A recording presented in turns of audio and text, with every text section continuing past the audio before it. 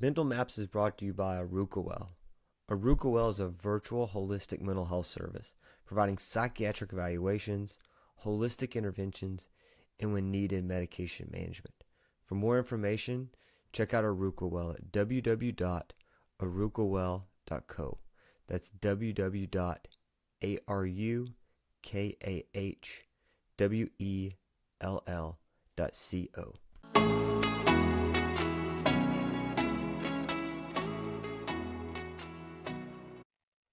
Welcome back to Mental Maps. As always, I hope this finds you well no matter what season of life you're in. Today is a little bit different of a show. You know, if you follow Mental Maps and all the things that we talk about, we spend a lot of time focusing on mood and thoughts and diet. And we're going to talk about diet today. But today we're going to kind of shift gears a little bit and move it into a very physical health-driven discussion. And to do that, I have a expert in the concept of migraines, as well as at physical therapy and the work that you're doing. And I have with me today, Dylan Wells. Dylan, welcome. Hey, Josh, thank you for having me. It's a great opportunity to be here. I love the podcast that you've got going. And, you know, this is something that I think we're going to align really well in our conversation on. So I'm happy to connect. This is great. Yeah. And I'm really excited to have you here because we got to riff on a little bit before we got to recording. And many people don't realize is there's this huge overlap with so many physical health conditions, right? And so we've kind of talked a little bit about that in the mitochondrial world. We'll talk a little bit about that today. But one of the things you see a lot of, whether you experience this with a psychiatric illness or alone, is the concept of migraines. So I think, can you explain to us, just to get this thing going, what is a migraine? Yes, excellent question. That is something that really is highly misunderstood in the general population, and really all the way up into even some of the healthcare space too. And it leads to a lot of frustration. So I would love to break that down a little bit. So migraines are actually, they're not just a bad headache. They're not just something that, you can hydrate your way out of.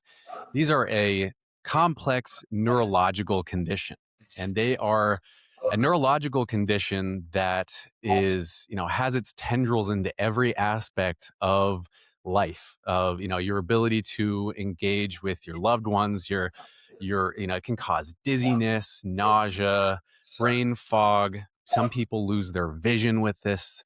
Some people have weakness in a part of their body. It can cause tingling and difficulty understanding words, word finding, and of course the headache part for most people. But actually, a lot of the times people can have what's called a silent migraine, and that is or acephalgic migraine. Basically means that it doesn't come with a headache. So this is a really much more complicated condition than a lot of people give it credit for. So it has all these other sides of it that come with it, and it's connected to depression and anxiety, which we'll get a lot more into. I'd love to talk about that. And you're right, mitochondrial function too sits at the center of this, because it is and there's another way to describe this as well. It's called a connectopathy, or it's a neuroplastic condition, which is a little bit cerebral. Maybe we don't have to go too deep in there. I'm not sure what your audience is super into there, but we see significant changes in people's brain connections. So important areas that are responsible for pain processing and emotional expression and all these different areas that are normally controlled in this tight orchestra of communication, and they get disrupted by this neurological process. So that is, I think that's, an important lens to view this through, because it changes how we handle this, changes the way that we approach this from an individual perspective, but also a systemic perspective on a healthcare, scope. So, if you're someone that's woke up with a migraine this week, or it's something that you're very aware of with a family member or whatever, what you're saying is that these migraines aren't just a headache, right? It's not like, I looked at the computer screen too long today because I was working. There's this interconnection of these neurological communication that's off. And so I guess the question I have, and I know this is super loaded, but why does this happen? Like, how can someone wake up one morning and these connections not working? It'd be so painful. Right. Excellent question. So, really, this starts from a genetic predisposition, and really, this is something that you may have a genetic predisposition for a number of different reasons. So the source of this neurological activity can differ person to person, whether it's changes in, your ability to have certain types of channels in the cells in your brain that allow for control of like electrolytes and things like that, or changes in your ability to regulate neurotransmitters, or like the signaling molecules in our brains. And so the source of that is pretty variable, and there are other factors that then kind of get layered on top of that, something like early childhood trauma and other things like car accidents or head injuries, neck injuries. And so the triggering factors really help to complicate this condition and add so much confusion as to, what's a cause and what's a trigger. So that does get very confusing. But ultimately, it is a genetic predisposition, and it's a lifelong condition. It's a neurological condition. But that doesn't really mean that you are predisposed to suffering with frequent attacks for the rest of your life. So there's a big difference between, like, you're never going to cure this condition, but so the cause is deeply ingrained within you as a person, and there's, you can inherit this from your parents. But that doesn't mean that you can't see huge relief from this stuff too. I always like to pair that together whenever I talk about it. So it sounds like the cause or causes, if you will, ultimately Hmm. stem back to maybe some kind of genetic predisposition when this anterior gets turned on. We talked about genes on the show before, and Yeah, those from on you not too long ago talking about that component itself, right? But great. then you're saying that it's not like, hey, I've got a migraine gene. But what you're saying is it's genes related to electrolytes, it's related to Hmm. minerals, it's related to Right. numerous causes. So does that mean that for someone who wakes up with a migraine, it's not just a migraine, but there's a specific cause to that migraine? Exactly. So there are specific, like for familial hemiplegic migraine, that is a specific type of migraine that does have more, like, we look at, if you did genetic testing, you'd be like, oh, okay, there's that gene. But Oh, for the yeah. vast majority of migraine issues, there's not a single gene, and it's more of like a family of genetic factors that kind of contribute here.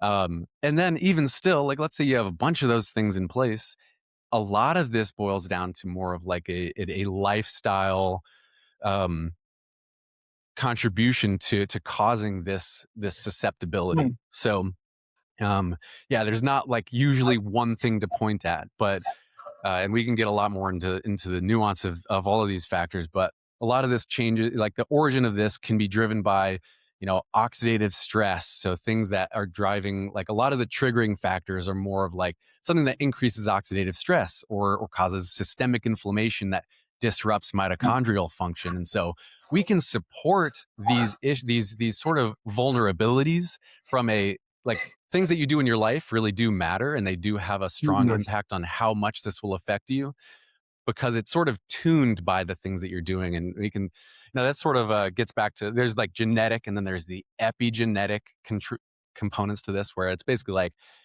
how much of this is driven by your genes, or how much is this driven by the environment that you're living within. So things like dietary changes and nutrition components. So, like, do you have enough magnesium, like you touched on, for your brain to work well? Because magnesium is connected to over 600 enzymatic processes in our brains and bodies, and we see a really significant contribution in magnesium supplementation to reducing migraine frequency and severity. So that's just one example, but I think it helps to kind of paint the picture a little bit that your diet, your stress, your sleep, your exercise, all of these different features play a really strong role into how much this really affects you. And it's not, it's those things change how your genes are expressed. So they don't, it's not a, the gene backdrop doesn't really, it's not the condemnation to dealing with this. It's just, it makes you a little more vulnerable, and it means that we need to think about how we support your organism, your entire body as an ecosystem, for it to function well. Interesting. So what would you say then, someone who spends so much time, and you talk about all the different kind, like different types of migraine, right? And I know that can in itself is its own episode, but What Yeah. would you say would be the most important thing for someone to do with migraine? What's like the most important intervention? Yeah, really, really good question. And that is something that, I run into all the time. Everyone's like, what can I do right now? Like to get in on top of this. And, I always go back and forth because there's so many individual nuances here. But one thing that stands out more and more, and as we get into, there's a bunch of new papers coming out on this subject. And I think probably the lowest hanging fruit is some level of physical activity. Mm. So exercise is profoundly beneficial for migraine. And we actually see that there was this 2025 meta-analysis that came out that basically said that if with the right exercise programming and treating this from a tolerability perspective, you don't need to dive in headfirst to a completely insane exercise program in order to get value here, but starting kind of on the gentle end and then progressing over time, having just a solid exercise program in place has on average a reduction of 52% in migraine attack frequency. So that is that's a huge impact, right? And we also see that the vast majority of people with migraine have some level of what's called kinesiophobia or fear of movement. So there's this really challenging overlap here where it feels like exercise might be a trigger, and it is for about somewhere between 22 to 50% of people, but I really think it's somewhere closer to about 30%. And so the vast majority of people really can tolerate some level of physical activity, even though they might feel like it's too much to handle. Because we have to remember, this is a neurological condition that comes with sensitivity to light and to sound and to, we see something called allodynia, which is sensitivity in a lot of different body parts, not even just in the head. And so there's this just overall sensitivity and vulnerability really that slowly working into exercise helps to actually unravel. And it also is so it's intimately connected to the other what I call 7 pillars of migraine renaissance. And exercise has tendrils into all of that. So it helps produce brain derived neurotropic factor, which is incredibly important for regulating, reconnecting those disconnected areas in the brain that we see with more frequent migraine attacks. And so really exercise sets the foundation for our brains to be able to adapt and to grow, but it also is intimately connected to your sleep quality, your stress management, your nutrition and hydration, and all of these other, pillars we can get more into. Um, but ultimately, yeah, exercise is such a good way it's a pattern break. You can start with a good, a walk. A lot of people can tolerate some level of a walk, and it gets you outside, it gets you early sunlight exposure, which can help sync your circadian rhythm. And so it has this amazing kind of supportive feature for a lot of other aspects of human health. Do you feel like too, you mentioned about mitochondria earlier, concept of energy. So when you think about like what Hmm. is most important, and you're talking about the 7 pillars, and I definitely want to get into that. But when you think of exercise being the most important, is it that the exercise itself is maybe releasing some of this energy that exists in the brain, or is it more that is it just straight brain drive neurotrophic factor? Like, what do you think is like the underlying mechanism for exercise? Great question. Yeah. So mitochondrial function has been intimately connected to the migraine process. And exercise is the way to boost your mitochondrial function.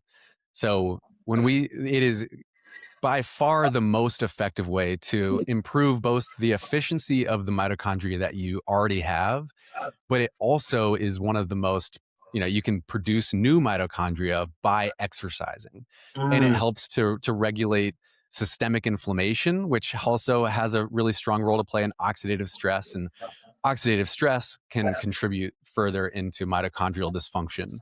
And so it is absolutely connected to the mitochondrial level. But actually, so what we see is that when we have this mitochondrial dysfunction, it sets the stage for, like you said, that we have people with migraine have hyperexcitable brain structures, so that the cortex is extra excitable. That outer wrinkly coating of the brain basically is what the cortex is, and we see this phenomenon with a large number of migraine attacks called cortical spreading depression, which is basically this rippling wave of neurological activity.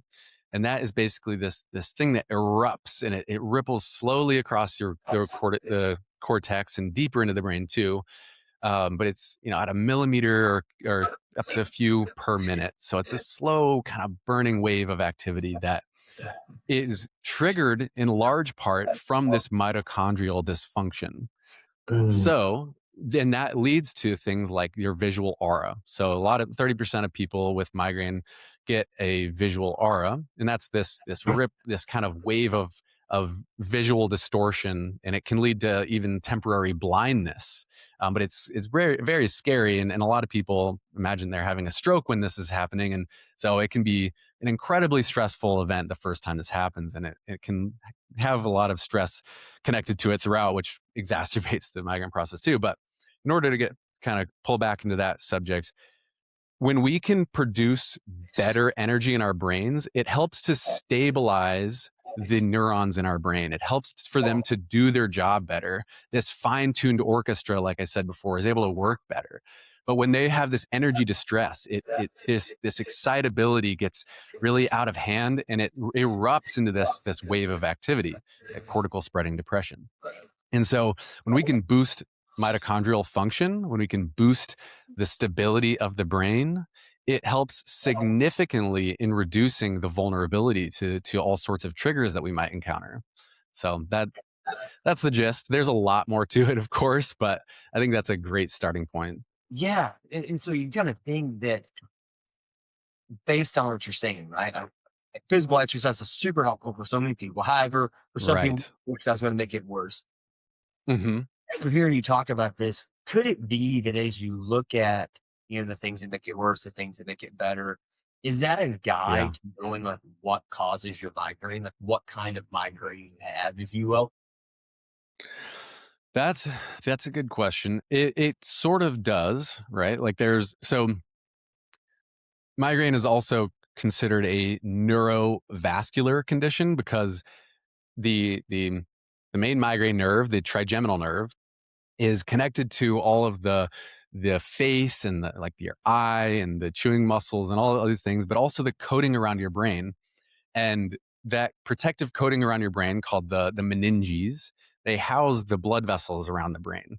And so when the migraine attack happens, it triggers this trigeminal nerve and it releases inflammatory chemicals into your blood vessels. And so there is a vascular side of this where when these inflammatory chemicals meet the blood vessels and meet the nerves surrounding the blood vessels, we get this huge vasodilation in those vessels, and that leads to some of that like throbbing, pounding headache. And so that's where, like, when you get a big flood of blood flow into that area that now has a really wide blood vessel, but the nerves there are really sensitive, they perceive that they allow the transmission of a sensitive sensation which can feel like pain. And it feels like this awful pounding sensation. And that's where that sensation comes from.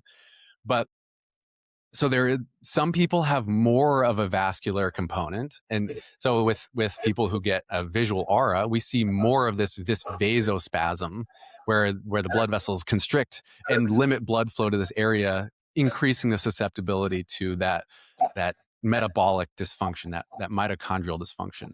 And so it does sort of elucidate where their vulnerabilities lie. Some people might have a significant component of neck sensitivity. So because there's this intimate connection between the head and the neck, neurologically and of course anatomically. So some people may have like a more cervicogenic component to their migraine. So if their neck is really sensitive and irritable, that can provoke the attack. Maybe it's more of a cardiovascular sensitivity.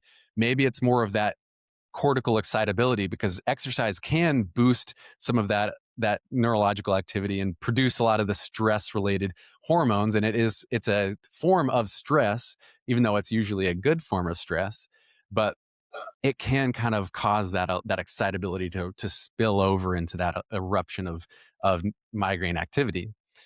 So it does sort of help to point you in the right direction, but ultimately, a lot of the things that can sound really kind of confusing and overwhelming to think like, oh, there's all these things going on, but we can really simplify this down into the things that help across the board for everyone with migraine. We can also simplify it down to, just basic human health needs, because people with migraine are not just, people with migraine. They're people and they also have this condition.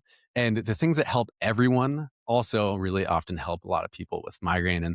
And we can simplify it down. I have this framework I call the migraine bucket framework, which helps to really simplify all this down so you can know what your threshold and how to build your bucket a little bit more robustly. And if you want to get into that, we can. But What is the bucket? Yeah, let's hear about it, man. What is this thing? yeah, Because here to talk about is that, we spend so much time, we'll come talk about it a little bit in psychiatry, but, the yeah, symptoms are always your body telling you something. And so exactly. what we're hearing you say is that for sure, right? If you have an extra throbbing, that's a good indicator that maybe there's some Hmm. clarity going on. If you have something that's kind of starting in your neck, there's a good chance. But at the end of the day, there are some things that people can do day in and day out to really help those migraine comes. Yes. So tell us about that. What is that? Exactly. That's a great summary. Sometimes I get a little deep into these topics when I get when I get passionate about it. But yeah, so the migraine bucket. So you can think of your trigeminal-vascular system, or your cervico-trigeminal vascular system, maybe, which is the migraine system, as a bucket. So when your bucket has triggers, like that's like pouring water into your bucket. And when your bucket fills up, it overflows, and that's the migraine experience, the migraine attack experience.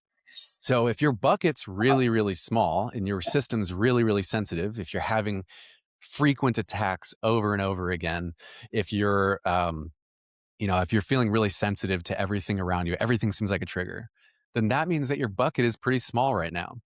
And that means that you are collecting, it's usually a variety of triggers. It's usually not just one trigger, although there are some that are often bigger than others for individuals. Like, for example, if you have celiac disease, so you can't tolerate gluten, like you really genuinely have an allergy to that or sensitivity to it, that is a very strong migraine trigger. And we see that people with that who avoid gluten actually have really significant benefits from that.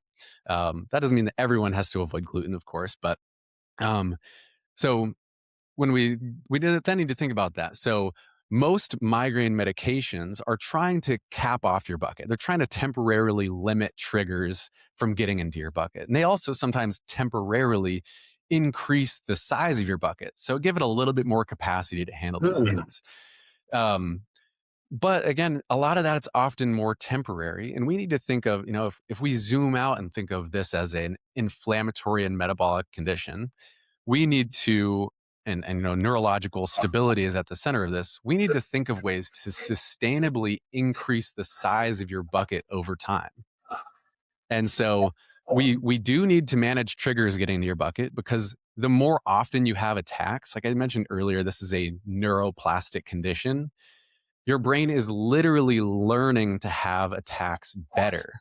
It's like you're learning a language, or you're learning to juggle, or you're learning some skill. When we have uncontrolled migraine attacks, we are unfortunately basically teaching our brain how to do this better. So we need to break that cycle. We need to manage trigger exposure, but then we also need to do things that slowly over time, from the inside out, build your resilience, build your neurological stability, build your mitochondrial function back up. And a lot of the way that I tend to frame this is that medications have a really strong role to play for a lot of people. And I like to think that, like, if you're stranded in the deep water of chronic migraine or high frequency migraine, you may need the support, and it's like a life jacket. It's there to keep you afloat so you're not drowning out there. And that's totally understandable. Everyone would need that support if they're out there in the middle of something so awful like that. Because this is actually rated as like one of the most excruciating things. It's in some regards even worse than like childbirth, which is, that's pretty remarkable when you're in the deep, the depths of an attack like that. But so we can use these supports, like these migraine medications, especially like the CGRP medications. That is a new class of meds that came out, not that long ago, to help address some of the main things that are happening with the migraine attack. But so we can use those. It's this life jacket that's going to keep you afloat, keep you from drowning. But they're not going to get you back to shore, to sustainable relief, to really meaningful, transformative recovery. But they have a very important role to play for a lot of people. But the things that will do the swimming to get you back to shore, the things that actually build your bucket, I categorize into the 7 pillars of migraine renaissance. So that's efficient, effective exercise. That's sleep optimization. That's nutrition and hydration. That's stress management and nervous system resilience. That's neck, jaw, shoulder pain, and of course, head pain management. That's trigger tracking and navigation. And then, of course, it's sustainable behavior change or sustainable habits in community.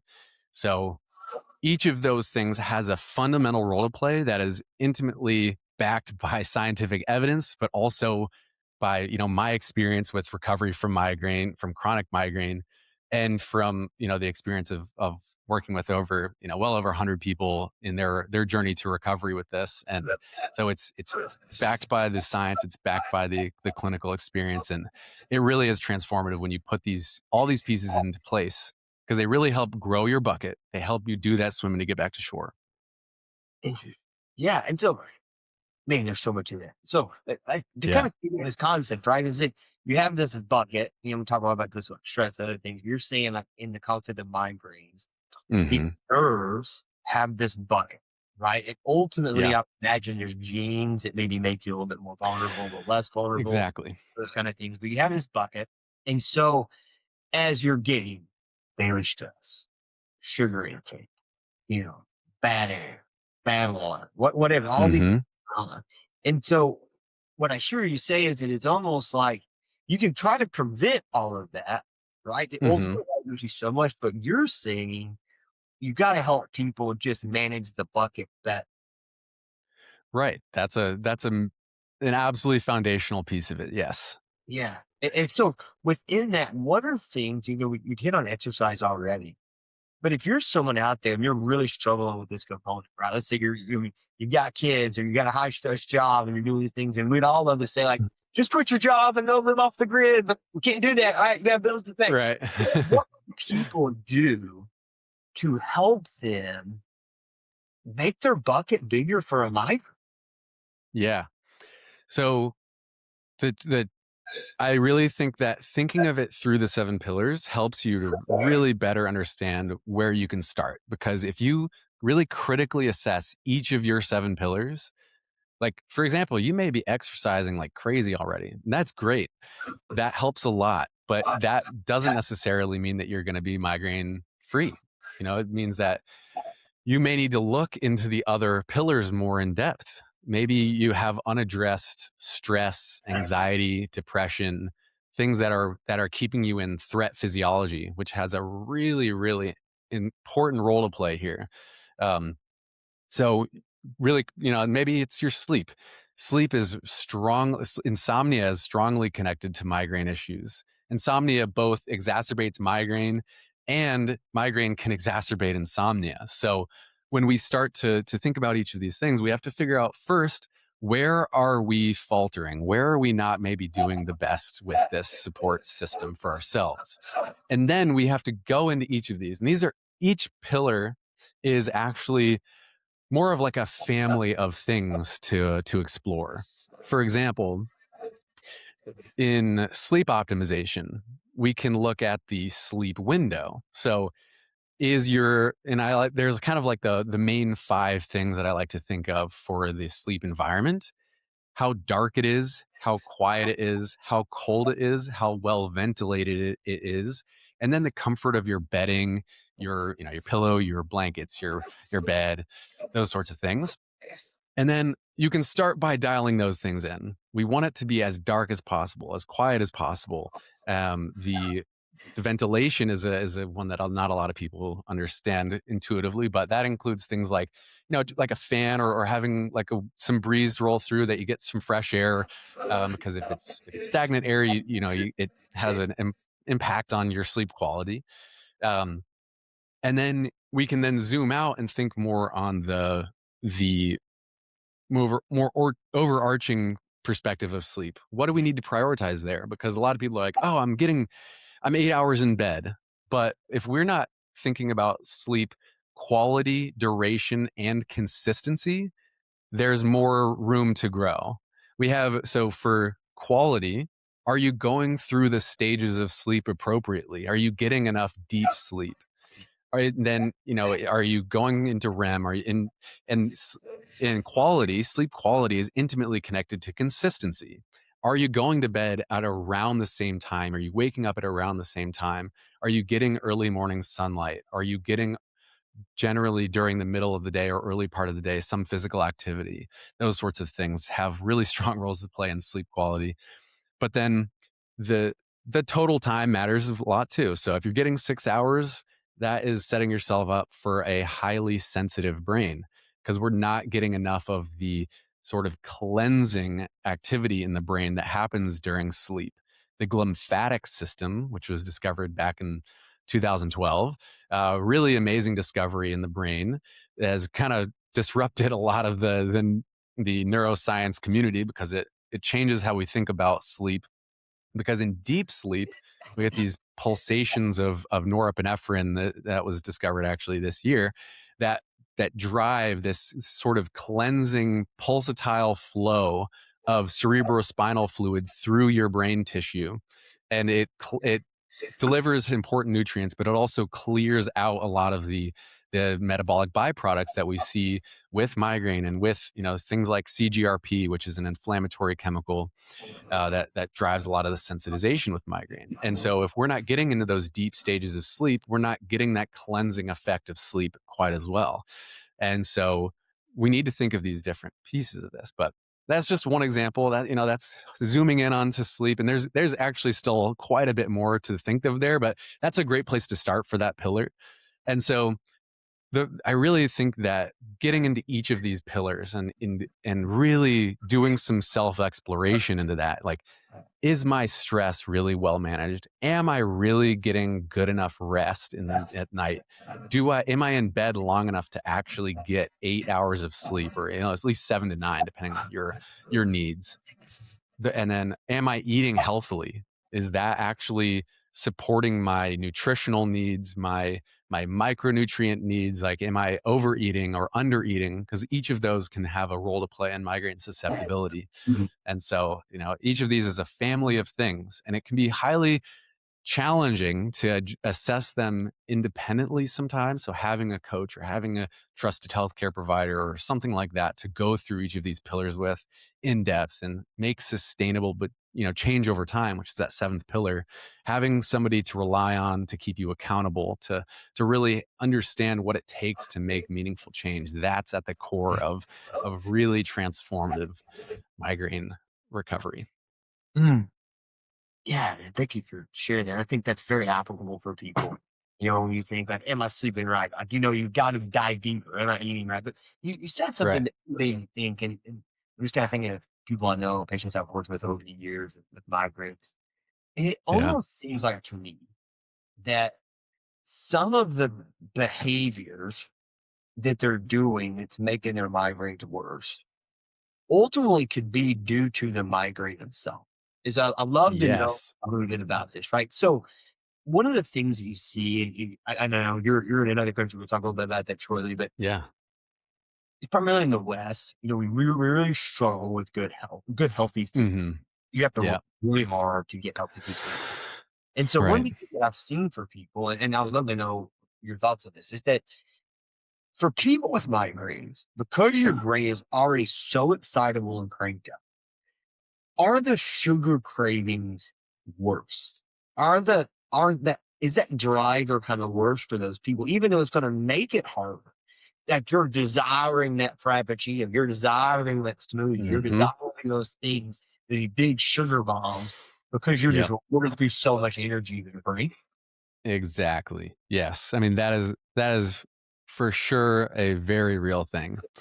So, and it's actually often so for a long, long time we thought that migraine, food triggers were the big thing. We were, avoid all these specific foods, and for some people that's absolutely true.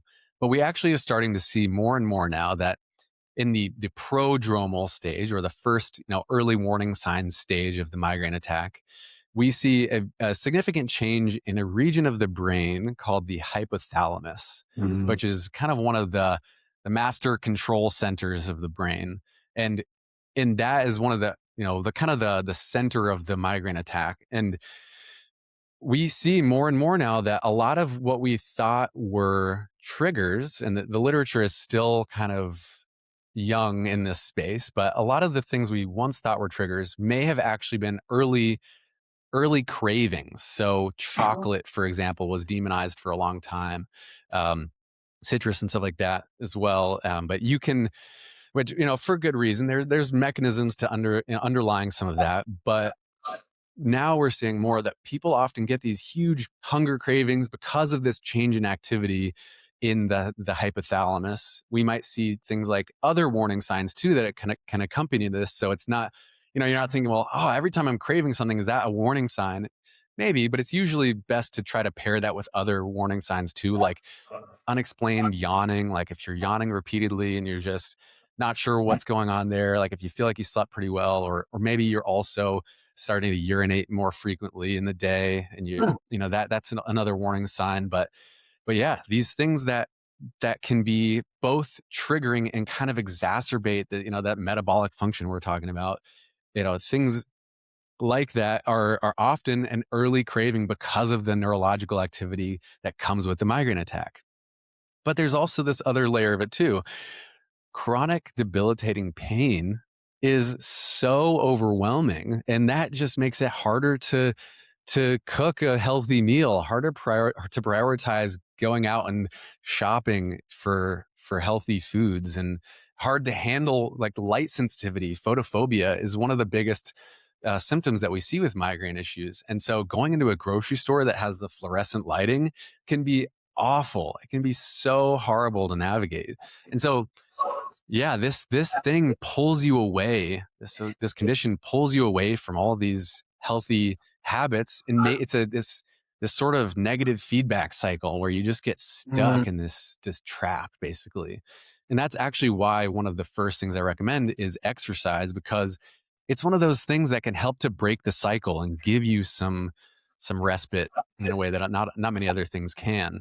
And so, because you can do that in between attacks. So it's not like in the middle of an attack you need to go exercise. It's when you have this dip or in between attacks in the interictal phase is what that's called, um, in the scientific community on the subject. But we can do so much to build up, and these things that feel like they're out of our control during these attacks, you don't have to do those during the in the midst of the attack. And I think it can help to view it that way, so you can figure out how to find your entry point into to fighting back if these things are really stripping you away from the things that matter most. Yeah, and when I hear you say that, I just hear there's so much intentionality that is needed to get restoration to occur, right? Right. If you already know that the photosensitivity is a thing and that foods are all these things, like planning ahead, it sounds like it's wildly important to get on Yeah.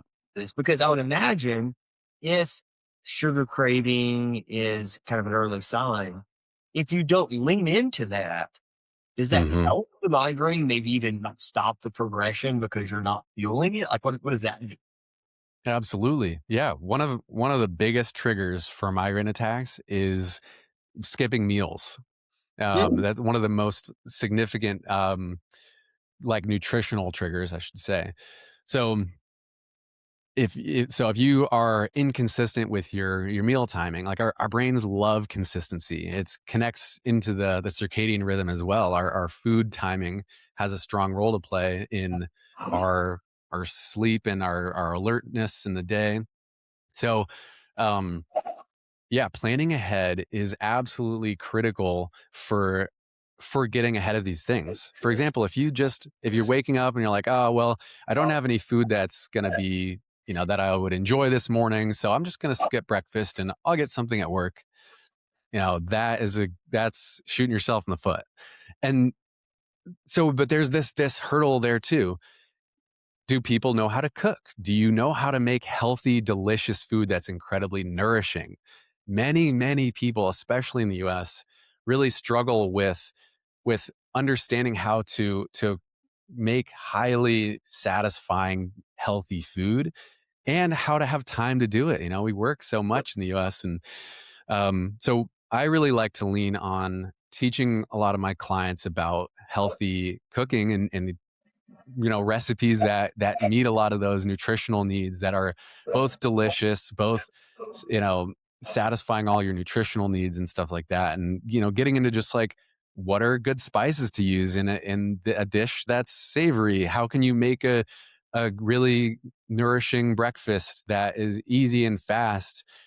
Or, how do we meal prep? Do you know what foods to meal prep that last well in the fridge? Can you maybe plan out specific times of the week that you might address some proactive planning like that? And I think meal prepping and just having some quick go-to kind of like almost like your break glass in case of emergency sort of foods. Like if you're like, having some tuna in the pantry, if in case you're like, oh, out of other protein options, or always just going for the lower cost, high value foods like maybe potatoes, which are really satiating and can bring a lot of valuable things like potassium with them. And or lentils, which are great for fiber, which is connected to, higher fiber intake is connected to lower migraine frequency and severity. So there's all these things that we can think of to sort of simplify this down and to make it cheap and accessible and fast,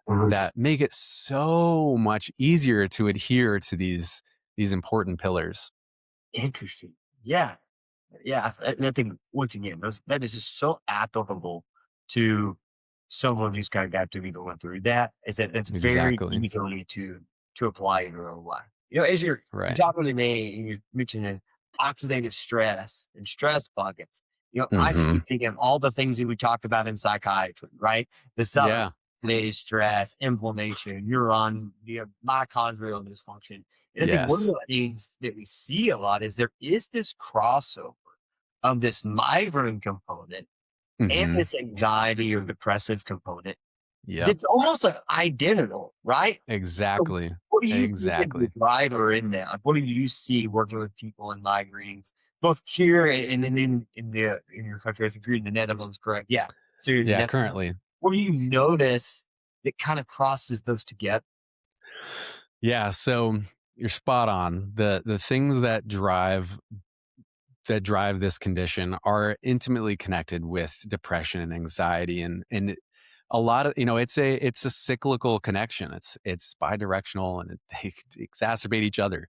For example, like changes in neurotransmitter function, like our serotonin systems and dopamine systems are intimately connected in both conditions, in both depression and both anxiety and migraine. But oxidative stress is becoming more and more, and mitochondrial function, of course. Those those are so intimately connected that I always just kind of almost use them interchangeably, which probably isn't the best thing. But when we think of it from both those perspectives, the underlying mechanisms does exacerbate both those things. But then there's also like a little bit more of like a practical side of this too. If you're dealing with frequent attacks that are disrupting your ability to be social, that are disrupting your ability to get quality sleep, it's disrupting your ability to eat healthily, it's disrupting your ability to exercise. Those are all features that we see exacerbate depression and anxiety. And so there's a neurological underpinning to a lot of this. But then things that we see, like exercise has been shown consistently to significantly improve both depression and anxiety. And studies that investigate exercise as an intervention for addressing migraine also show significant improvements in anxiety. And it's something I see all the time in a lot of my clients too. It's like, oh, we're working on sleep quality and exercise, and suddenly anxiety just is getting better and better. It's not like I'm saying, oh, we're going to treat your anxiety with this, but it is a absolutely incredibly important piece of the puzzle for recovery from both of those. And I have personal experience with both of these things, or all three of these things. I've had my run-ins with depression and anxiety, and I had my chronic migraine for years. And the things that helped me pull out of all of them were these pillars. And of course, that's not it. There's other facets of it. Having psychotherapeutic support and maybe even medication support, of course, is another important layer. But these things have such a strong role to play if you can just find your entry point into both of those. And yeah, so the neurological underpinnings, the oxidative stress, mitochondrial dysfunction, and of course the behavioral side of this. I really think the biobehavioral or the biopsychosocial models of this really help to clarify just how much this is a both a neurological and an environmental and a behavioral issue.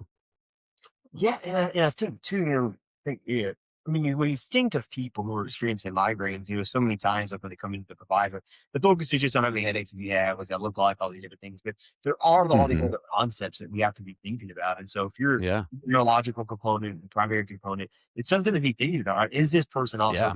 anxiety or depression and some of these things, whether it's due to the neurological abnormalities or it's solely the societal things that are kind of generating Yes. all this stuff that's going on? Because what what is Glad it? you brought that up. Yeah, because I've read some research where if you have an anxiety disorder, you are at higher risk of having a migraine. But also, if you have a migraine disorder, you are at higher risk of forming an anxiety disorder. Exactly. And so, it almost sounds like I think as providers, or even if you're someone that's experiencing this, that you're talking about, you got to figure out what was the cart before the horse. But then, where do you enter at? And you're saying Yeah. movement. And I think this Yes. is in mental health, right? Like in movement, especially in anxiety. Right now, I think in depression, depression's like coming up to someone and be like, "Hey, let's go on a run." And you're like, "I would, but I got this 1,000-pound elephant on my chest, and I can't move it off." But ultimately, Yeah, exactly. move a little bit, Mm-hmm. man. And it doesn't mean you got to get ripped. Doesn't mean you're doing an hour and a half hit workout. It doesn't. You just Yep. moving. Yes, You know, exactly. so Right. Yeah. I was well, first of all, there was a recent study that just came out looking at the projection of where migraine is going to go in the next 10 years, next 20 years. And we're seeing increasing rates of migraine in developed and developing countries. And you would think like, oh, we would have better medical systems. We would have these improvements and all these things that we'd be on top of this. But it's actually the first world countries that are suffering the most. And it does come down to so much of the issues we face societally that can exacerbate a lot of this. We're trending towards this sedentary lifestyle, or trending towards all of these other challenges that we face on, like social isolation is a major, major health concern across the board in all these different places like that, where, especially in the US, loneliness is killing everyone. Like it is a major weight on our society. And we need to figure that out in order to address these conditions too. Because but like you said, you don't have to start by, running. It doesn't have to be a, the exercise that you used to do as a kid or in high school or whatever that looks like. It can be so simple, such as just getting started with a walk or doing some like morning movement flows, like kind of gentle yoga style, as an entry point. Just get connected with your body again. It's a check-in opportunity. Are you having tension in your neck? Are you having aches and pains that might keep you from having more general tolerance to physical activity? Can you go for a walk with a friend? Can you maybe go do that, ride your bike or something if you like that, or maybe you really enjoyed exercise classes, but maybe that's too intense for you right now, and you have to start with something that's, maybe you're not that familiar with, like a walk, if you can. A lot of people face, this is another modern issue, like a lot of people are not very safe in their neighborhoods and can't have access to a neighborhood walk, and so you might have to drive a little bit of a ways, and that can be challenging with your scheduling. And so there's a lot of hurdles that can come up, but that's where having a partner in this recovery can be so valuable. Having somebody to talk through these issues with. How do you make this actually show up in your life today, next week, next month, next year, 10 years from now? And because that's ultimately what matters the most. Can you consistently get something in? Because any movement is better than none. And then from there, you can optimize if you want. But just starting anything has profound benefits. You can do exercise snacks. It can be 5 minutes throughout the day. Get up, stand up and sit down from your chair until your heart's pumping a little bit. Maybe you do some counter push-ups. Maybe somebody else goes for a jog and that's totally fine for them. Maybe it's jumping jacks, or, but it can be as simple as going for a quick little power walk or going up the stairs a couple times. And those sorts of little snacks have been studied. Exercise snacks have profound health benefits. It helps with little aches and pains too. If you've got back pain from sitting too long, a little movement break every hour or something for 2 to 5 minutes, something like that, is incredibly valuable there. So it's a great way to start to take back ownership by just having this thing to break the cycle, this pattern interrupt. I love the concept of exercise snacks. That's really interesting. Yeah. I think Yeah. those are as I work with people, I tell them different things. They're like, just park in the last parking spot. At the store. Don't worry about Right. right? Or if Right. you're in the bathroom, especially if you're female, do 10 squats when you go to the bathroom, right? Yeah. I mean, do all these like little things Right. That's great. and just kind of create a little bit of movement. And I think one of the things that I see a lot of for people is they're like, well, I'm cleaning my house and I'm doing my chores and those kind of things. And if you aren't doing that, just doing that to do. But for me, Yeah. It's huge. doing that, we have to remember our bodies are made to do those things. To get better, Yes. we have to go above it, right? And so Yeah. there's those people who they're just incredible help, right? They'll go on a landscaping job for 8 hours and they'll go to the gym, right? Yeah. They've got their body to a place where that 8-hour landscaping job, their body's already prepared. So if they want to get Yeah. they got to go above. And I think that's one of the reasons why Yes. guys and girls both, like in the construction states or in like these really hard manual labor jobs, they don't look very healthy. It's because their body learns to adapt to it. And so they can overcome. Yeah. It's just really specializing in yourself is what I'm hearing you say. Yes. Knowing That's great. what you need to do for your migraine experience, but also everything you said correlates so well with anxiety and depression. Yes. Any Exactly. kind of, like when I think of any kind of excitability problem, right? If you can turn up Yeah. all stuff you talk about, from magnesium to walking, it's gonna change. Yeah. Yeah. And it gives you a chance to, like, if you become this the expert in yourself, like you said, which I love. I also like, that's where my newsletter, my podcast, my social media, it's Migraine Renaissance. And the term Renaissance I pulled from the Renaissance period in history. And I love the way you frame that, because that's so spot on. You can move from these dark ages of your chronic migraine experience, or your frequent migraine, or maybe it's less frequent, and but it still can be such a burden. But in order to get into this new age of growth and exploration and flourishing, you get to be the expert in yourself. You learn these 7 pillars inside and out, and you get to use them as tools, and they lead to incredible opportunities to flourish. And if you think of yourself as a Renaissance man or woman, and you get to, because during the Renaissance period, they were exploring like philosophy and science and exercise and all these different things that led to a growth in humanity, in human flourishing like we've never seen. And there's other examples of Renaissance periods throughout history, but it really does come down to you know to broadening and being more in touch with these different aspects of human wellness. Yes. And I think, as you're saying that, I think one thing that's important here too is that it's not just a supplement. Right? I Yes, think so many exactly. times of working with people or when you're hurting, you're just like, if I could just take something to make this go away, right? And when Yeah. I'm hearing that is when you specialize in yourself, using this terminology of a renaissance is kind of interesting because I know specifically like here in the West, one of the things we like to do is we'll focus on one thing.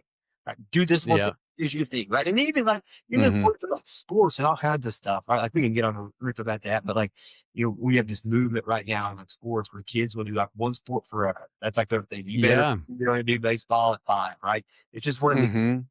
It's unfortunate because what you're saying, and I think what's so important, no matter what you're struggling with, whether it's migraines or not, is that you've got to be doing a lot of different stuff. You've Yep. got to be opening up all these little pillars in your life and becoming not an expert in that, but an expert in Hmm. yourself within that. Yes. It's huge. Yeah. God, spot on. And actually, that example of hyper specialization in sports is actually maybe even more appropriate than you might even know, because it's not only that you hyper specialize and it's just baseball or whatever, but we have a bunch of studies that investigate the effects of hyper specialization early in life on young athletes, and it leads to significant increased rates of injury, and actually it limits your athletic growth and potential. And people who are more multi-athlete individuals have a better long-term potential as a specialized athlete. If you want to be, in the MLB, being a baseball, basketball, football, soccer player is a very good opportunity to develop multiple different aspects of your athleticism.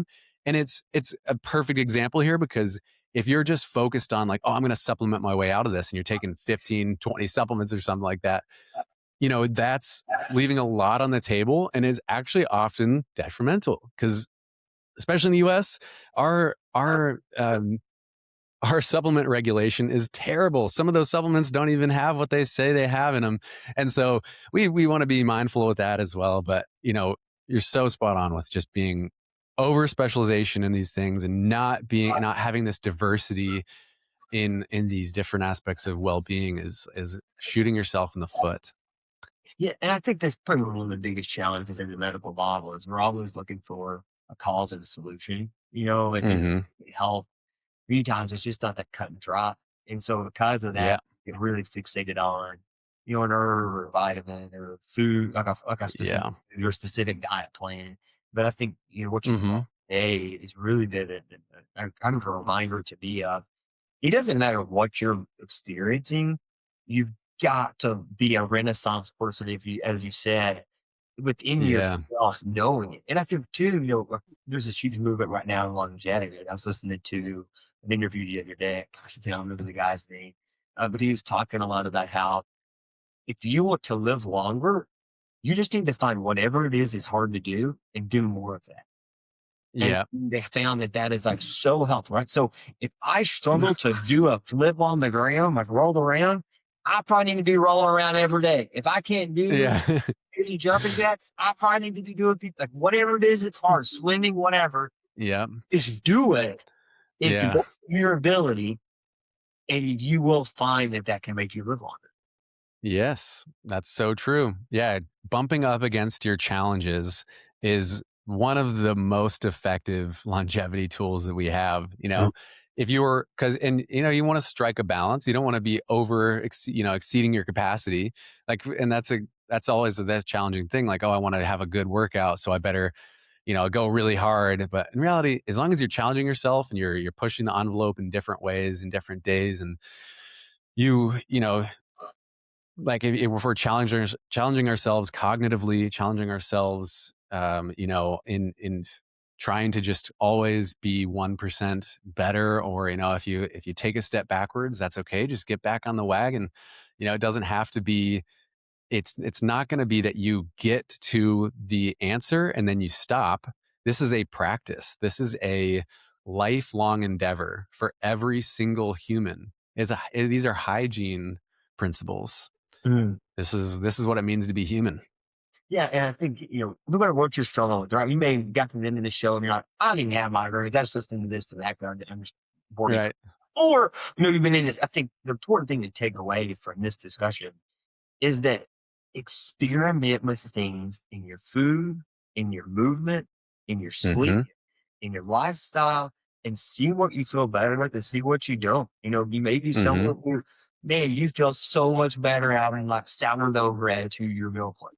For other people, that Right. they jack them up, right? You may find that, Yeah. if you eat more lean meats instead of hearty meats, it's just trying to figure that out. And if you have an illness, that's super Mm-hmm. helpful because whatever you're craving could be a trigger, like you said, but then Mm-hmm. also whatever you remove or add can make it better or worse. Yeah. And if you have frameworks to apply to that puzzle, it helps so much. Like, what things actually matter. Like, for example, I like to think of the big five for nutrition: protein, fiber, calories, color, and satiety. And if you can understand that you need to have enough protein, you need to have enough fiber, you need to have enough. I mean, obviously there's fiber tolerability differences person to person. So that one's definitely got some nuance there, and they all really do. But as long as you're examining your situation through those five, you cover 80% of the things that we need to cover with nutrition. And you can at least then decide, like, if you have enough color in your diet, like we need, having prioritizing blueberries. But let's say you don't do blueberries because you don't like them or whatever. You can have other color in your diet that gives you these valuable antioxidants, which is connected to migraine and oxidative stress and all these other things we've been talking about. So, but if you have these frameworks to view this stuff through, it really simplifies it. So then now, with that framework in place, now you overlay your tolerance. If you don't tolerate it, you don't like it, you don't have to have it. You just need to find the way to make the things that matter the most work for you. Yeah, and knowing what makes you feel better. Anytime, like my wife and I talk about this a lot. Like anytime you get off, right? Like if you're a little off, Hmm. it's going back to what was I doing when I felt good, right? And then Yeah. what was Right. in my diet then? What wasn't in my diet? Then? What Hmm. is different, right? You'll find maybe using amino acid that was there, and I think it's where Hmm. working with a coach or someone to be really helpful in kind of Right. managing that. And I know for you, you're still Exactly. working with people. You got people you're working with. How can Hmm. people get engaged with your work, follow your work? What does that look like in that state? Yeah. So, yeah, I take on clients all around the world. If I'm doing more specifically physical therapy, I work in North Carolina, but with my coaching, I work in the whole U.S. and abroad as well. And but I also have my Instagram. I have Move Wells as my company, and then my Migraine Renaissance on TikTok, YouTube. Um, I have Facebook as well. I have my newsletter, which is Migraine Renaissance Weekly, and then the podcast is the Migraine Renaissance Podcast. So any of those are great places to start. They're all free. They have a lot of good learning opportunities there that you can just follow along. I post pretty much every single day, and it's all focused around these pillars of health and on living your best life, even if you have these issues. So Yeah, yeah. and we'll definitely throw these in the show notes, right? So if you're watching on YouTube, just go down and go see that. If you're listening to on your podcast, not while you're driving, but look that up. And Yeah. I mean, I'm just looking at some of your stuff, man. I think if you're experiencing a migraine, you have a concept that people need to be following, and I think it's something Yeah. really important. But then also, if you find yourself struggling with anxiety or depression, it's not a bad idea to look at some of these protocols. We talk about a lot of these protocols on Hmm. the show as well, because it is very applicable to any kind of like what we call hyperexcitable problem, whether we call that Yeah. angry depression or it's the fired up anxiety. All of that kind of Mm. relates into what you're talking about. Dylan, Yeah. Thank you so much for being here. I enjoyed this conversation. I think I'm going to contemplate on so many of these concepts for like the rest of the day. Yeah. And good. Yeah. It's been my pleasure. Thank you so much for having me, Josh. This really was a great conversation. And, maybe we need to connect again because I really enjoyed talking with you, man. Yeah, absolutely. And I think that, if people are out there and you're like, yeah, I want to hear more of this guy, and there's something you're interested in, then just reach out to us, let us know. And clearly he wants to talk about it too. So we'll sit here and riff on whatever. But I think what Yeah. you did today is very applicable. If you're out there struggling, I think know that this is fixable, right? And just doing those core things, checking out his 7 pillars, focusing on your food, focusing on your movement, man, there's gonna be Yeah, makes you feel exactly. Of course. Thank you.